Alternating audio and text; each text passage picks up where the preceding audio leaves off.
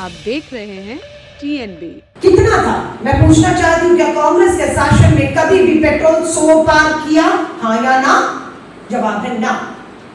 क्या कांग्रेस की सरकार में कभी भी एलपीजी गैस का सिलेंडर उस गरीब मजदूर के लिए 1000 पार किया? कभी भी? हाँ या ना? जवाब है ना।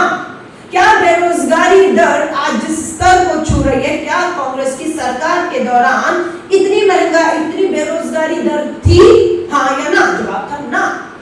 दूसरे को उपदेश देना बहुत आसान है, जरूरत है। देश के प्रधानमंत्री जी, आप अपने और अपने राज्यों के मुख्यमंत्रियों को अपने गिरेबान में झांकने के लिए बोलिए, उदाहरण पेश करने के लिए बोलिए। आप एक्साइज कम करिए। आपके जो राज्य हैं, सबसे ज्यादा तो कहते हैं कांग्रेस तो मुक्त हो चुकी है, कांग्रेस खत्म हो चुकी है। फिर आप उम्मीद करते हैं कि दो हमारी जो सरकार है छत्तीसगढ़ राजस्थान में, वो कुछ नहीं कर रही। इसलिए और यहाँ तक सुनने को आया 1947 में देश के प्रथम प्रधानमंत्री पंडित जवाहरलाल नेहरू जी का लाल किले पर दिया गया भाषण आज की महंगाई के लिए जिम्मेदार है। ये कैसे तर्क दिए जा रहे हैं? साफ सी बात है, केंद्र की भाजपा सरकार, मोदी सरकार के पास इस महंगाई को कम करने की कोई नीति या नियत नहीं है। क्या होता तो जिन खालिस्तानी आरोप लग रहे हैं, हम तो सवाल कर रहे हैं, हाँ या ना? आरोप लगते हैं कि उन खालिस्तानी समर्थकों से आपने समर्थन चंदा लिया या नहीं लिया, शायद उससे लिया होगा। हम फिर शक में कह रहे हैं, कंफर्म आप ही को करना है केजरीवाल जी। हाँ ना का सवाल चुनाव में पूछा गया, आज भी पूछ रही हूँ, एसआईटी के सामने पेश हुई, दोबारा पेश होंगी तो यही पूछूंगी कि आपने पटियाला में शांति की अपील क्यों नहीं की? क्योंकि आपको कहीं ना कहीं ये डर था कि आप अगर अपील करेंगे तो जो खालिस्तानी समर्थक आज कहीं ना कहीं बैठे हैं वो आपसे नाराज हो जाएंगे, और उनकी नाराजगी दिल्ली के मुख्यमंत्री आपको महंगी पड़ सकती है। कांग्रेस लीडर अलका लांबा इस वक्त हमारे साथ बातचीत करने के लिए मौजूद हैं। मैम, कांग्रेस पार्टी काफ़ी समय से महंगाई का मुद्दा जो है वो उठा रही है, लेकिन अगर बात की जाए तो जो गैर बीजेपी शासित राज्य हैं वहाँ पर वैट कम करने की सलाह दी जा रही है। कल दिल्ली में भी जो है आदेश गुप्ता ने केजरीवाल निवास के बाहर धरना दिया था, इसलिए कि जो दिल्ली सरकार है वो वैट कम करे। देखिए, देश, दिल्ली की जनता समझदार है, वो सब देख रही है। प्रधानमंत्री मोदी जी या भाजपा को कहूँगी, दूसरों को उपदेश देना बेहद आसान है। अपने गिरेबान में झांकिए, एक बार झांकेंगे तो दिखेंगे कि सबक लेना है आपको। डॉक्टर मनमोहन सिंह जी की जब सरकार कांग्रेस की देश में थी तो पेट्रोल पर एक्साइज 9 रुपये 48 पैसे था। आज मोदी जी आप कितना वसूल रहे हैं? 27 रुपये 90 पैसे। 9 रुपये से 27 रुपये आ गया, कम कर दीजिए। आपने डीजल पर, कांग्रेस की मनमोहन सिंह जी की सरकार में 3 रुपये 56 पैसे डीजल पे एक्साइज था, आज कितना है? 21 रुपये। कहाँ 3 रुपये, कहाँ 21 रुपये? कम कर दीजिए ना, राहत अपने आप मिल जाएगी।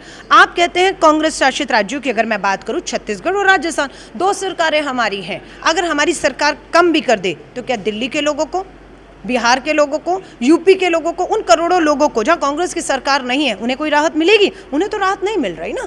इसलिए मैं साफ कहूँगी, ये लगातार दाम, आज भी चिंता की बात है कि 1 मार्च को 105 रुपये बढ़ाए कमर्शियल सिलेंडर पे, 1 अप्रैल को 250 रुपये बढ़ाए, 1 मई आज 102 रुपये 50 पैसे बढ़ाए, यानी कि पिछले 8 महीने में 618 रुपये बढ़ाए। अब 1 जून आने वाला है, फिर बढ़ाएंगे ये दाम। तो मैं ये कह रही हूँ कि गरीब की जेब में अब नोट नहीं है, नोट तो आपके पूंजीपति मित्रों की जेब में है। उनकी जेब में जो चंद सिक्के बचे हैं, उस सिक्कों की खनक भी प्रधानमंत्री मोदी जी के कानों को जो है वो सुहा नहीं रही। उसमें भी वो डाका डालकर उपहार के नाम पर वार पे वार किए चले जा रहे हैं।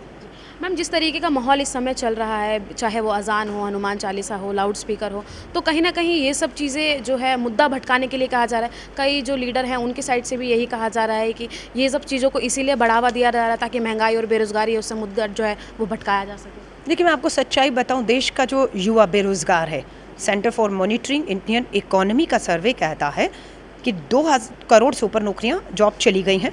45 करोड़ लोग इस देश के जो रोज़गार की तलाश में थे, रोज़गार छोड़ दिया है। आधी आबादी में सिर्फ 9% महिलाओं के पास ही रोज़गार है। अब वो हताश है, वो निराश है, वो सदमे में है, वो घर बैठा हुआ है।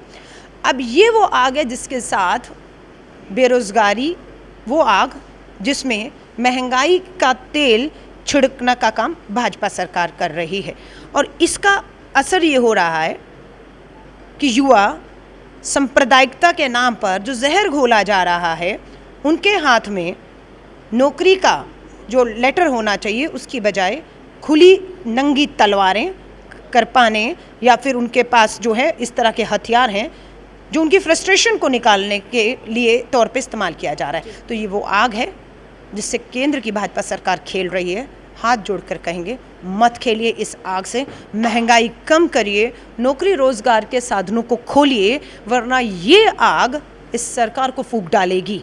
देश 170 साल आज़ादी, 75 साल हो गए हैं, खड़ा है, खड़ा था, खड़ा रहेगा। सरकारें आएंगी जाएंगी। मैम, पंजाब से एक सवाल है। पटियाला में जिस तरीके की दो गुटों में जो झड़प देखी गई है और खालिस्तान समर्थक के नारे लगे हैं, तो कहीं ना कहीं ये देश के लिए चिंता का विषय जो है। बिल्कुल देश के लिए चिंता का विषय है। पंजाब देश का अभिन्न अंग है, सरहद से जुड़ा हुआ है, चुनौतियां मिलती आई हैं। आज भी हम देख रहे हैं कि दिल्ली का मुख्यमंत्री पटियाला की हिंसा पर एक ज़बान नहीं खोलता, एक ट्वीट शांति की अपील का नहीं करता। क्यों? कहीं ना कहीं दिल्ली के मुख्यमंत्री को डर था कि अगर उन्होंने पंजाब की पटियाला की हिंसा पर अगर कुछ ट्वीट या शांति की अपील की तो वो खालिस्तानी समर्थक जो खालिस्तान जिंदाबाद के नारे लगा रहे थे वो नाराज़ हो सकते हैं और उनकी नाराज़गी दिल्ली के मुख्यमंत्री को महंगी पड़ सकती है। इसलिए उन्होंने पूरी तरह से खामोशी साध ली। तो साफ पता लगता है आपकी मुख्यमंत्री अरविंद केजरीवाल जी खामोशी कहीं ना कहीं उन सभी लोगों को जो खालिस्तान के नाम पर नारे लगा रहे थे उन्हें समर्थन देने का काम कर रही है। मैम, एक आखिरी सवाल और है। बीजेपी सांसद साक्षी महाराज ने योगी आदित्यनाथ की तुलना भगवान कृष्ण और जो है विष्णु उनसे भगवान राम से कर दी है कि उन्होंने कहा है कि जैसे भगवान राम के पास धनुष है और कृष्ण जी के पास चक्र है, ऐसे ही योगी के पास बुलडोज़र है। ये पाखंडी लोग हैं, इनसे बड़ा पाखंड कोई नहीं कर सकता। आज दुख की बात है, ये पाखंडी जो हैं ये देश के सर्वोच्च पदों पर और सत्ता पे आसीन हैं, जो भस्मासुर की तरह पूरे देश को जो है वो भस्म करने के लिए वहाँ बैठा है। लेकिन अंत आएगा। कुदरत ने बहुत सी चीज़ें अपने हाथ में रखी हुई हैं। परिवर्तन सृष्टि का नियम है, चाहकर भी इसे कोई रोक नहीं सकता। ना आदमी अमर हुआ है, ना सरकारें अमर हुई हैं। तो ये किसी घमंड में ना रहें।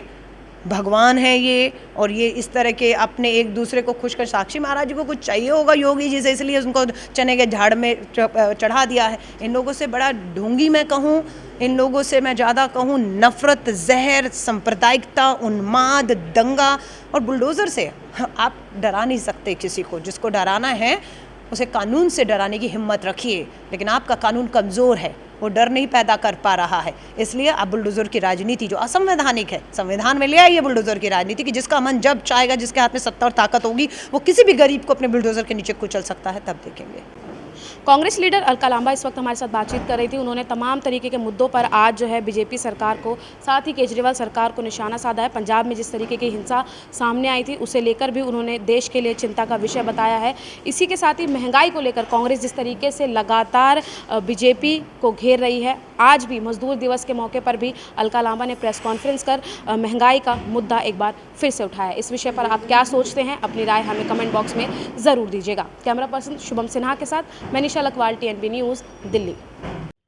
हमारे ताज़ा अपडेट्स पाने के लिए चैनल को सब्सक्राइब करें, बेल आइकन प्रेस करें, वीडियो को लाइक और शेयर करना ना भूलें।